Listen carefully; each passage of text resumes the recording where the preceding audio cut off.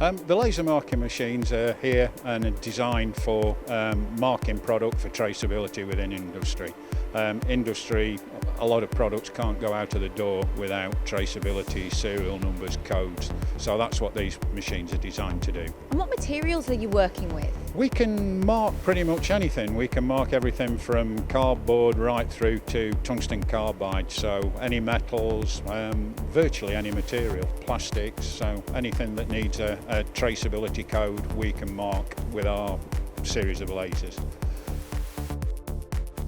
How well do these get sold around the UK? Do people use these? Do people still use these on CNC machines, or is it mostly on CMM?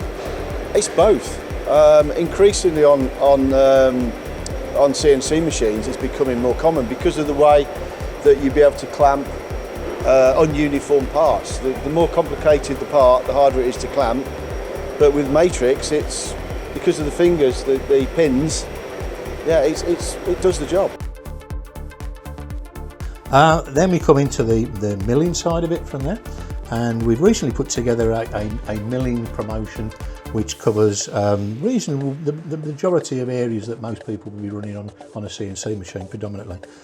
We've first got the aluminium geometry style, which works well, excellent from that then. It's a starter kit that goes through, many other sizes are available. We then on the back of these two here actually, this is the uneven spiral milling cutter, the original one from the SL range. Well, the Star's a great machine. Like, we've had these now for 3 to 4 years, I think. We've never had any issues, and the support's amazing. I can bring them up and they'll be here the same day. So putting SolidCam into this machine, SolidCam we know, Star we know, so putting them together, it's a great package. Nathan, it's been a pleasure, thank you. No problem, thanks. Why did you go for the TMA type? When we decided to go into CNC machining, we first bought an old machine because it was a brand new venture. I'd only had the company for 3 years, even though the company had been established in 1911, and it didn't work out. So we decided to buy brand new. If we were going to go into CNC machining, we thought we've got to invest and do it right. So we looked in the marketplace, we looked at some very expensive Japanese machines down to non-branded machines which were a lot cheaper than the Hurco, but what we wanted was a machine that was reliable, that had good customer service, and I spent nights looking on the internet at different reviews, and the Hurco did seem to come out well.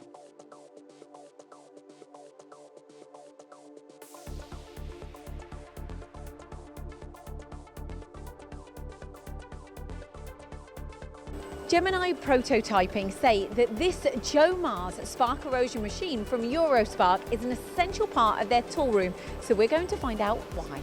We're here at Interco, our sponsor, but also an amazing supplier of special steels and alloys, and we're back here again. We did a documentary not that long ago. Yeah, we did. A very warm welcome to the MTD Technical Corner, simplification of the programming of automation. Now, Ash, welcome to this Technical Corner, really interesting one today.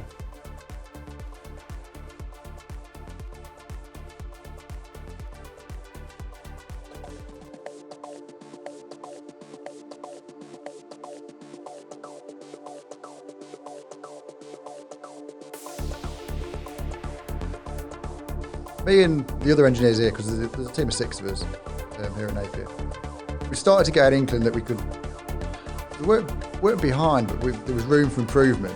So we looked at cutting tools, looked at equipment we got, and sort of come to the conclusion that, well, let's look at the whole thing as a clean sheet of paper and see how far we can get. So we basically almost plucked a number out of the air of what cycle time we thought we could get, and we basically just went to a lot of the big OEM machine tool manufacturers and said, "Do you think you can hit this?" And Carl and Grob were one of the ones to come back the quickest, the most confident that, yeah, we can do that. And then from then it was basically us, we just said, show us them.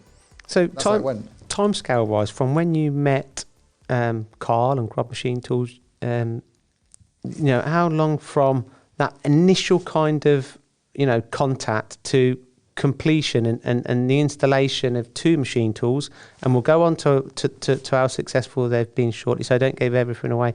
But how long did this process take?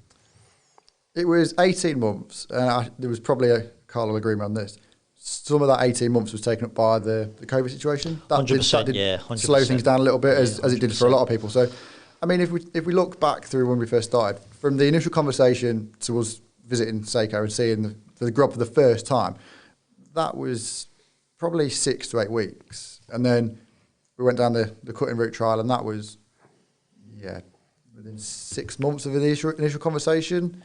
That was done at Mindleham. Again, so then we arranged for Dan to come to our TAS centre in Grob, Mindleham, where we did a full prove out. Yep. And I think as we opened up the project more, the more Napier wanted to see. So the more that we offered and showed them, the more that they seen that they could get. So, do you know what I mean? Are you ready for our MTD magazine, the May issue? Because you'll be getting your copy in the post any day now. As always, another bumper issue with 84 pages packed with unique and insightful content. So what's May's issue all about?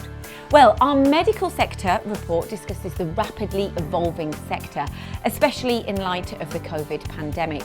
As an industry that is double the size of the UK civil aerospace sector, any changes here can have a big impact on UK manufacturing. We also have an interview with Professor Keith Ridgway, OBE and CBE, and founder of the AMRC Sheffield and Executive Chair of the AFRC in Strathclyde. He discusses the UK industrial strategy and why the UK is falling down on levelling up. The technology focus in this issue is all about measurement, and we kick this section off with Dr. Christian Young, highlighting the impact metrology can have on sustainability. And we also have an MTD exclusive competition where you can win a set of mountain bike pedals courtesy of Mitutoyo and Pembrey. I know Mark Dedman might like that one too. In the software section, we'll be looking back at the recent MTD live event at CG Tech, where I discussed Vericut Force and its applications at the Seiko Technical Centre. Continuing with the medical theme, we have another exclusive from Younes Chahid. Now, he's been named as one of IMECI's 35 rising stars to watch under 35. And he talks us through how additive is revolutionising hip joint designs and manufacture. Really interesting.